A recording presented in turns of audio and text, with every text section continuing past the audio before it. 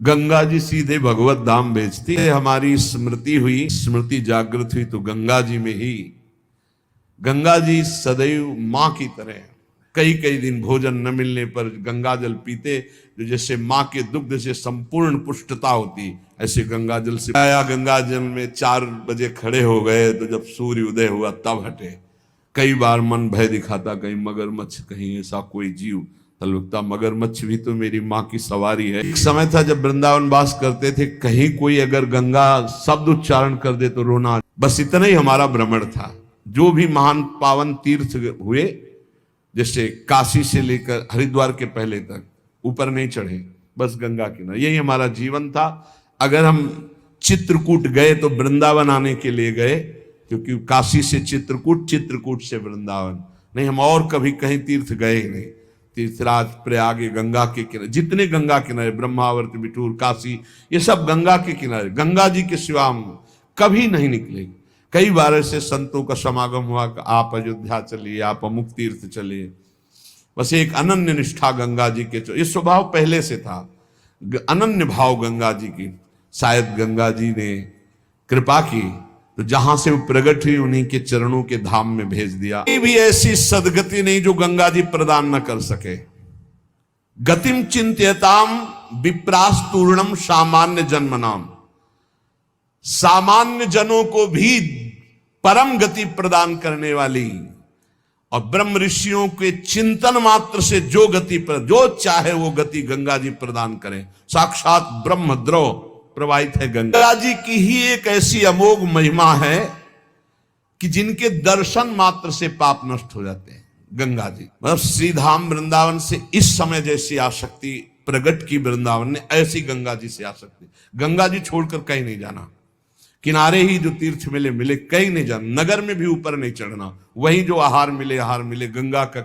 कैसे बताएं क्या परमानंद स्वरूप गंगा जी। इनके दर्शन मात्र से सारा पाप नष्ट हो जाता है। गंगा जी आपको बताएं, अधिकतर बड़े महापुरुषों का दर्शन गंगा किनारे, जो प्रगट में थे और जो अप्रकट, पहला साक्षात्कार गंगा के। वृंदावन पावन पुलिन, सब गंगा की रेती। पावन पुलिन, गंगा की रेती, सेनपुर, साक्षात गंगा से प्रकट होते हुए सिद्ध मां।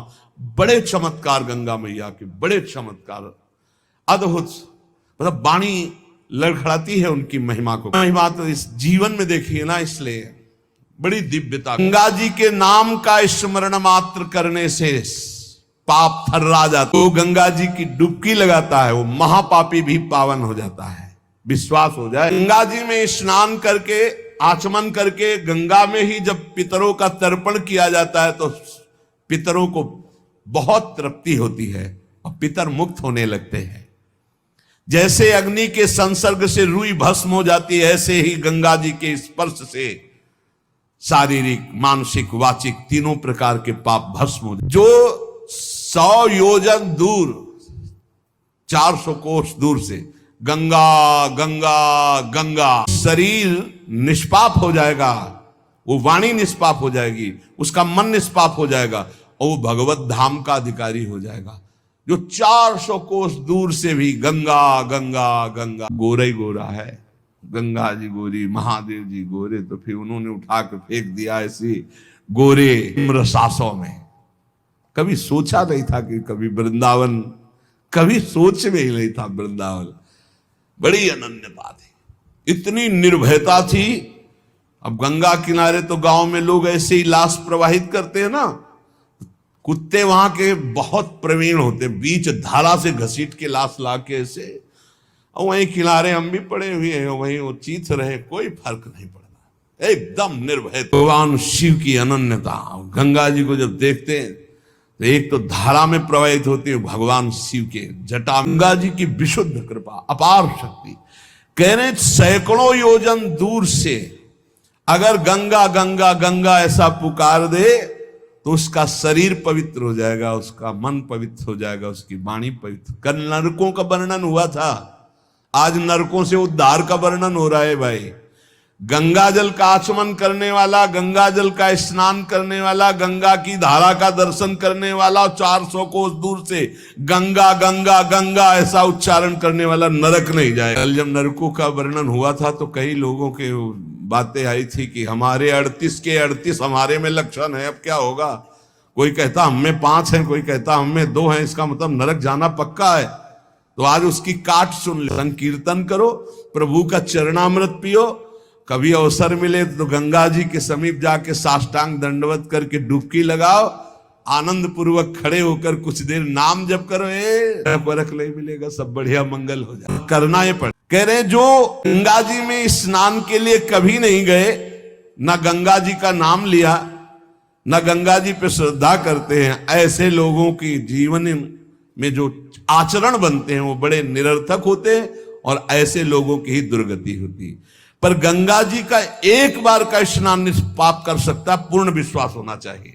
एक बार हरिद्वार में बहुत लोग गंगा स्नान कर रहे थे, ती जी ने कहा कि देखो इन सबका उद्धार पक्का हो गया, क्योंकि हम देवी की महिमा को जानती गंगा की, ये सब स्नान करके, पूर्णिमा का पर्व है, ये स्नान कर रहे पक्का निष्पाप हो गए। महादेव जी ने कहा नहीं नहीं, क्यों प्रभु, इनमें कोई गंगा स्नान कर रहा है, सब पानी में डुबकी लगा के आ रहे हैं, गंगा में थोड़ी। आप भी एक आश्चर्य में बात करते, सब देखो ना कितने भाव से नहा नहा के आ रहे हैं।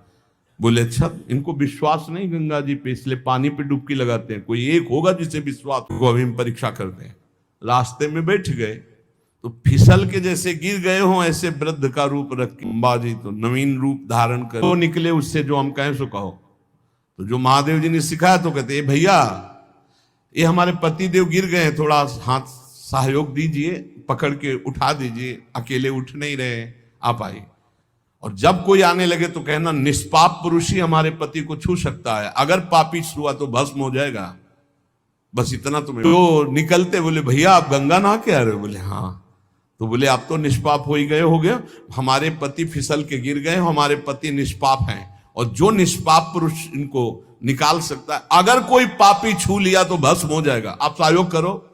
बोले गंगा तो नहा के आए पर पाप बहुत तो हुए, अगर कहीं पाप नष्ट न हुए हो तो भस्म ही हो जाए। की हिम्मत नहीं पड़ी कि महादेव जी को निकलवा दे, क्योंकि जहां ये कहती कि अगर पापी पाप तो हुए यार, अब पता नहीं गंगा नहाने में नष्ट हुए कि नहीं नष्ट हुए, बेकार को भस्म हो जाए। इससे एक आदमी सरल भाव से गंगा गंगा गंगा माँ गंगे स्नान किया, और बोले भैया हमारे पति को निकलवा। बोले अच्छा भैया लुटा रखा। भैया एक बात सुन लो, हमारे पति निष्पाप हैं, अगर पापी पुरुष छुएगा तो भस्म हो जाएगा। तो मैया आपको विश्वास नहीं, गंगा मैया में स्नान करके आ रहा हूं, अब भी पापी हूं। और तत्काल भगवान चला गया। तो भगवान शिव ने कहा ये केवल गंगा स्नान अर्थात विद्यते देवा ना पाषाणे ना। हम भगवान के नाम, भगवान के धाम, भगवान के इन पावन तीर्थों पर दृढ़ विश्वास करते तो बहुत जल्दी लाभ प्राप्त होता है। ये विश्वास के लिए सुनाता है शास्त्र, ऋषि मुनि सब ये विश्वास के लिए सुनाते। हमें दृढ़ विश्वास कर लेना चाहिए कि अब हमारा कल्याण तो हो ही गया। जैसे गंगा जी क्या है? भगवान श्री कृष्ण का चरणामृत है। गांगम वारी मनोहारी मुरारी चरणच्युतम त्रिपुरार शिरश्चार, जिसे भगवान शिव मस्तक पर धारण किए। अपने लोग रोज चरणामृत पीते हैं, किनका? प्रिया प्रीतम का। अब और गंगा की जरूरत पड़ेगी? जहां से गंगा प्रकट हुई उनके सर्वांग स्नान का जल हम। यमुना जी, जब यमुना जी गंगा जी से मिली तो गंगा जी ऐसे होकर प्रणाम मुद्रा में मिली यमुना जी से।